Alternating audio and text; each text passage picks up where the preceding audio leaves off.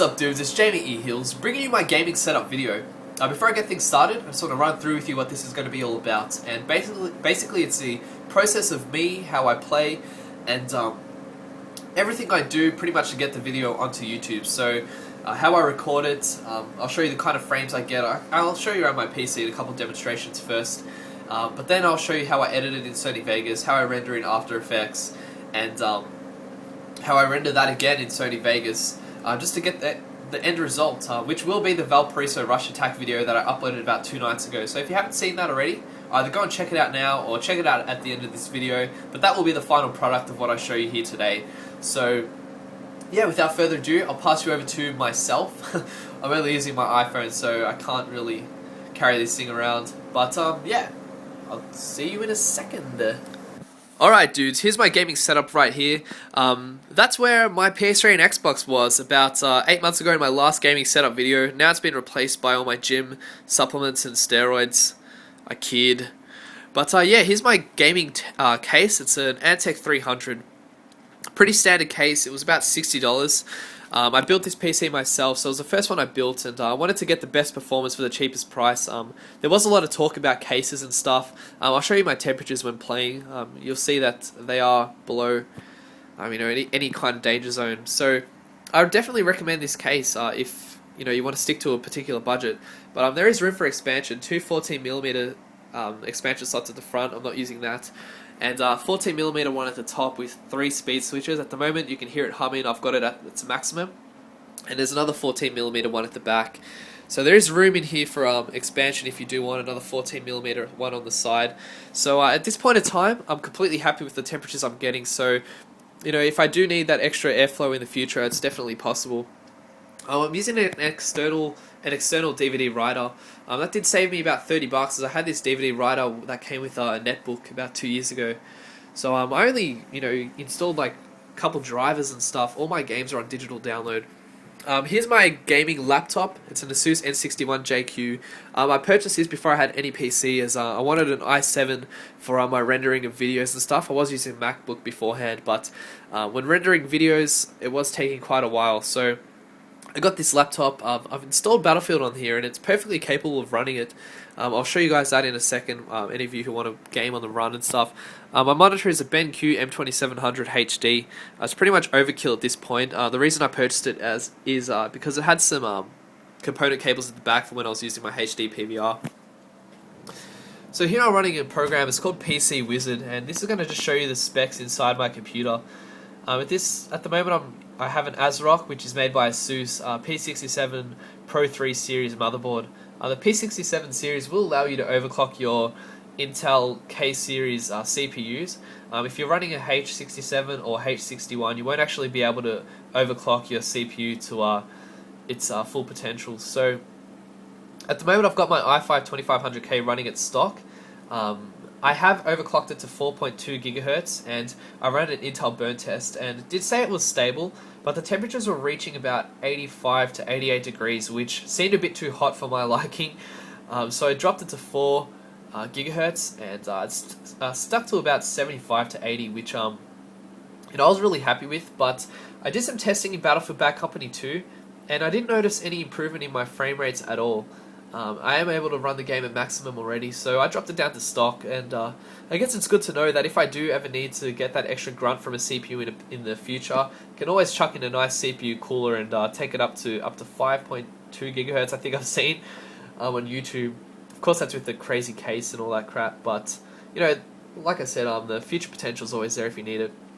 I'm running 4 gigahertz of Transcend RAM DDR3, and it's at 1333 megahertz. I've seen some talk in forums, people suggesting 1600.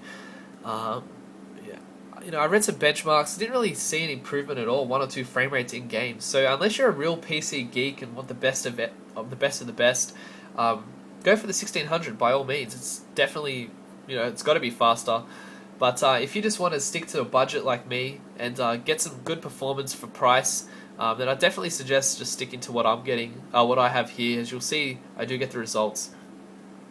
My graphics card is the MSI version of the NVIDIA GTX 560 Ti. It's a Twin Frozen edition. I'll show you over here. It's factory overclocked, and if you check out benchmarks, you'll see that this graphics card will keep up to 6950, and in some cases even a 6970. It's it's actually not far behind a 6970. I have read that the 6950 is popular in forums. People definitely suggesting it, as it can be it can be flashed to a 6970 and have its shaders unlocked and stuff. But you know, unless you're really tech savvy and want to get into all that, then by all means go for it. But I just wanted to stick to a standard NVIDIA card. Intel and NVIDIA seem to be best buddies. AMD and ATI are their buddies. Of course you can mix it up, but I just felt more comfortable getting an NVIDIA. It's just personal choice by me. And that graphics card there was $269. The 6950 was $309. So it's a pretty big price difference. So I guess it all comes down to how much money you want to spend. Here I've got my hard drive set up in a RAID 0. It's two 1TB Seagate Barracuda SATA 3 hard drives. And I did notice that when I actually set up my RAID 0, I was getting much better stable frame rates. So I was really happy with that, and I definitely suggest that if you're getting inconsistent frame rates while recording, so while playing it's fine, but while recording you may notice some inconsistencies.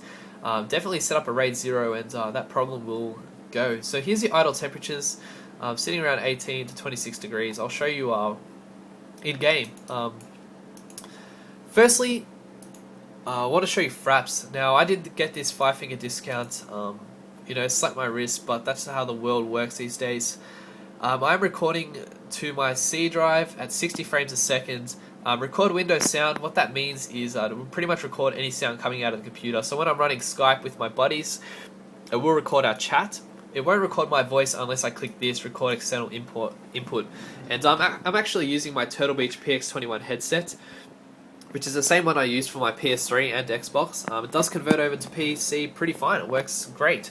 It sounds awesome. So it's not actually plugged in right now, as I want you guys to hear the audio. So yeah, when I have that ticked, it will record my voice if I want to do live comms and stuff. So that's my Fraps settings here.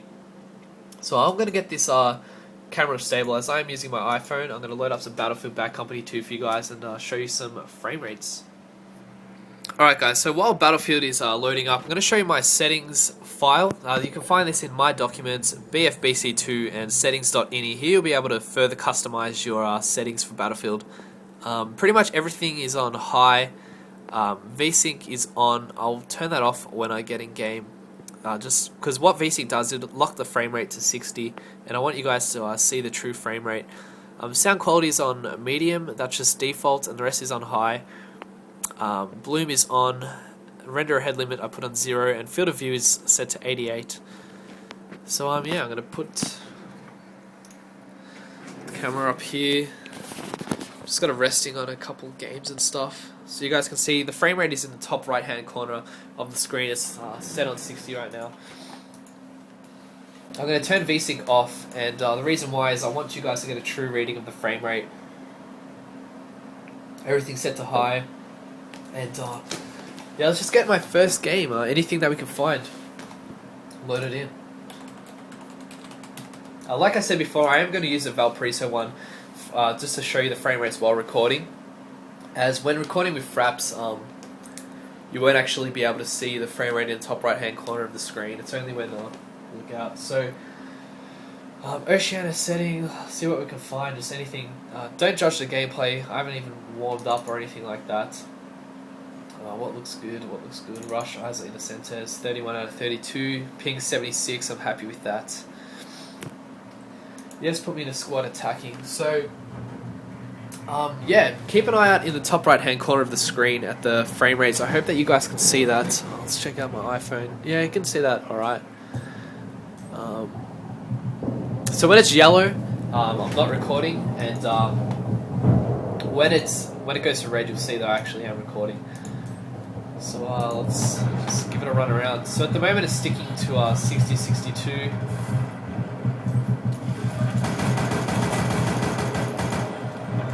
Down at 70 right now, so it'll stick to around 70, 80. When I hit home, it'll actually go red, and at the moment it's recording, so recording about 60 frames a second. Whoa, sit down, bitch.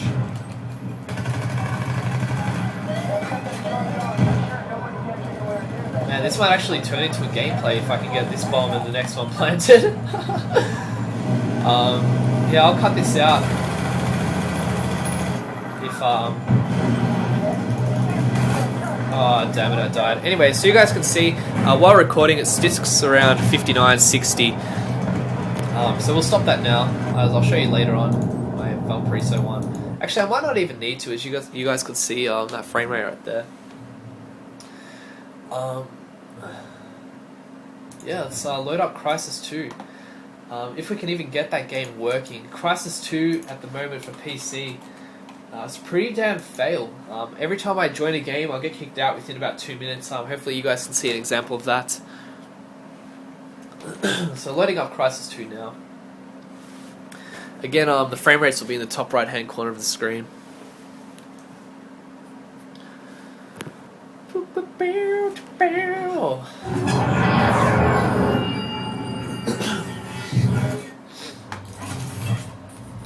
Loading, loading, loading. Loading, loading, loading.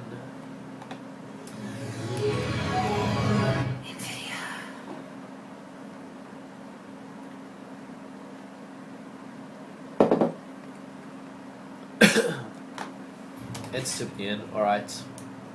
Oops, log in. Sweet! Alright, so we'll just check out the settings first. Basically, I'm just going to have it at 1920 by 1080. Full screen, yes. VSync again, I don't want it synced to 60, so we'll just let the true frame rates flow. And the graphics setting onto extreme, which is actually the highest. And yeah, we'll try to load up a multiplayer game. Like I said, at the moment the servers for Crysis 2 are pretty damn terrible. They just actually announced an expansion pack, so hopefully they'll improve that. But I'm only level 2. I've got to play maybe like 1 or 2 games or so. Look at these empty servers. Wow, it's taking ages. I'll just pick this one. Evac zone, crash site, 234 ping, whatever. Just give it to me. Show you guys the frame rates and stuff. So hopefully you guys aren't bored too far. I'm just checking here, you guys can see. This video will probably be, like I said, maybe like 2, maybe 3 parts, depending on how long I want to make it. But yeah, hopefully guys you appreciate it. Evac zone, crash site. Want to invest in a gaming mouse for sure. I'm just using a crappy Dell one right now on a Logitech keyboard. Can you imagine frame rates really were at... Alright, so this is Crysis 2 completely maxed. Sitting at about 60 frames a second while just running around.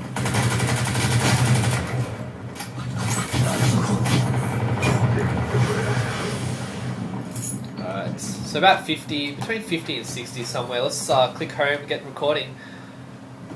Drops down to about 45.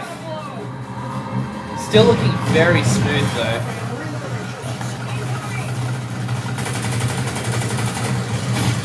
Oh, damn.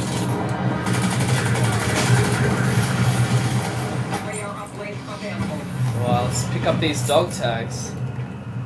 Shit, I don't even know how to use it. A little bit embarrassing, haven't played much Crysis 2 on PC, obviously.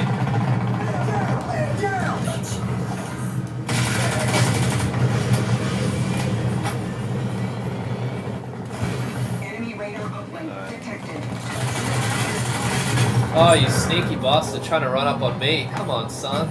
Damn, I wish I could use my kill streak reward. So here the frame rate's dropping to about 35, 34, depends, 39, depends on the intensity. As long as it sticks over, oh damn right, I got beat down. But yeah, you guys get a general idea. Stop recording now. Leave this session. I'm surprised. I kind of want to stick in there, guys. What are you doing to me? First time playing, I didn't get kicked out. But yeah, let's check out the recordings now. Alright guys, so we're into the movies folder. This is where Fraps was actually recording.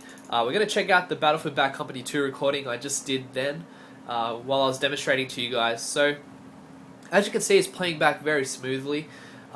If you guys are having trouble, if you're recording at 1080p but while you're playing it's looking fine, while you're rendering it's looking fine, but while you're watching the playback like just normally through Windows and it's stuttery, it's definitely your media player codec. So right now I'm using Windows Media Player. I definitely suggest not using that unless you have your hard drive set in RAID 0 and stuff, but you know, I suggest using Media Player Classic and or VLC. Those two players tend to have some good codecs, the latest codecs, and will play back very smoothly. This is Crysis 2.1. As you can see, it's looking good. What I'm going to do now is I'm going to show you just quickly Battlefield Bad Company 2 running on my laptop, and we're going to talk about that for a bit, and that should round up part 1. So yeah, let's check out my laptop. Alright guys, so this is my gaming laptop here. It's an ASUS N61JQ.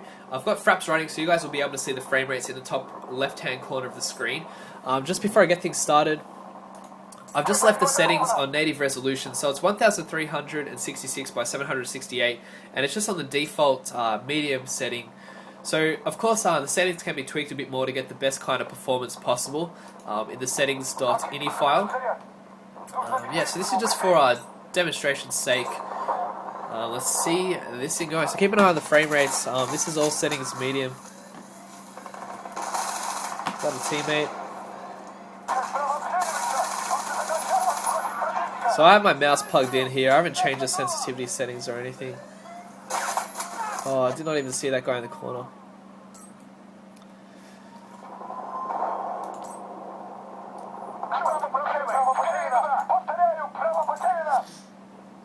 Definitely different playing on a smaller screen, that's for sure.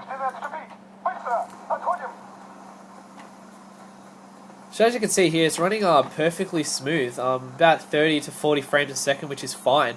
No problems at all. Let's try record. I'm hitting home, and recording does lose a lot of frame rates. It's on about 26 frames a second. So this is on medium settings. Like I said, if you want to tweak it a bit and maybe, you know, drop some things to low, you'll definitely be able to record and stuff at the same time if that's what you want to do. But if you just want to get some gaming on the go, then I definitely suggest this laptop. It was about $1,100 or so Australian, about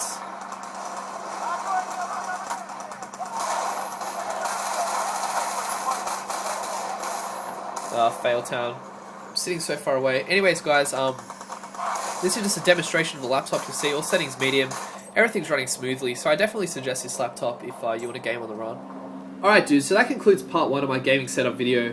Just to round up, what we've done so far is we've checked out my PC, its specifications, we've checked out it running Battlefield Bad Company 2 and Crysis 2 maxed out, the frame rates I get while playing and the frame rates I get while recording. We've checked back those recordings that I've done with Fraps, and they're looking pretty good. So if I was wanting to edit those, they'd be ready to put into Sony Vegas or After Effects or Adobe Premiere to get edited up and added to commentary to and all that stuff.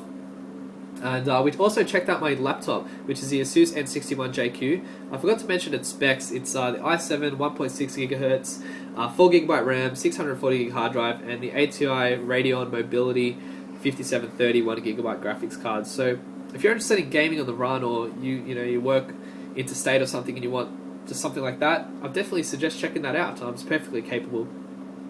So anyways guys, this has been part 1. What I'm going to do in the next video, which will be part 2, I'm going to show you my Valparaiso rush attack, which I recorded in real time with my camera sitting next to me. I actually uploaded that video about 2 days ago, so be sure to check that out. I'll leave a link for you guys. But you'll get to see the whole process of that, so you'll see the frame rates I was getting and stuff while playing. Then I'll also show you how I edited that, added background music, added the commentary and stuff, and how I got that motion blur effect in After Effects. So hopefully you guys have enjoyed this. If you have, please leave a thumbs up, and favorite it if you want to come back. Drop a comment down below letting me know your thoughts and questions, and be sure to keep an eye out. In the next few days I'll have a video up showing you the whole editing process and stuff. So until next time guys, I'll catch you down in the comments below. Peace.